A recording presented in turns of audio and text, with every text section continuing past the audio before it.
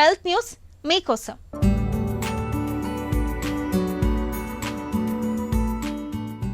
గర్భిణీ దశలో రక్తపోటు తీవ్రమైతే అది గర్భవాతం అంటే ప్రీ ఎంక్లాప్సియాగా మారుతుంది. కొన్ని సందర్భాల్లో తల్లి బిడ్డ మరణాలు కూడా చోటు చేసుకుంటాయి.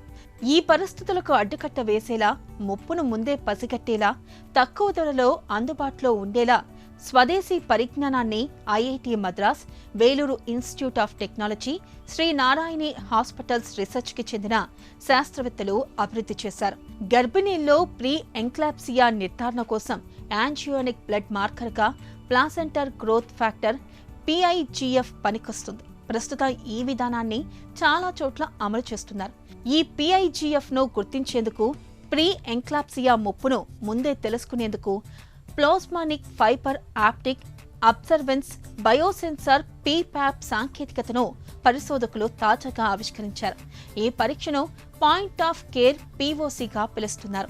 28 నుంచి 32 వారాల మధ్యలో గర్భిణీల్లో ఏదో ఒక సందర్భంలో రక్తపోటు విపరీతంగా పెరగొచ్చు. తదనంతరం వారిని రక్షించేందుకు ఎంతో ఖర్చు చేయాల్సి వస్తుంది. 11 నుంచి 14 వారాల మధ్య తల్లి నుంచి బిడ్డకు మధ్య ఉండే పేగు సన్నబట్టం ద్వారా రక్తపోటు పెరుగుతుంది. ఈ పరిస్థితుల్ని ముందే గుర్తిస్తే ముప్పును బాగా తగ్గించవచ్చని పరిశోధకులు తెలిపారు.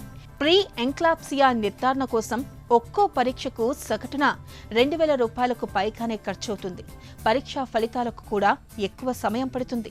తాజాగా ఆవిష్కరించిన పరికరం అందుబాటులోకి వస్తే పరీక్ష వ్యయం 200 రూపాయలకు తగ్గుతుంది. అరగంటలోపే ఫలితం వచ్చేస్తుంది. తద్వారా ఎంతో మంది లబ్ధి పొందుతారని పరిశోధకులు వివరిస్తున్నారు.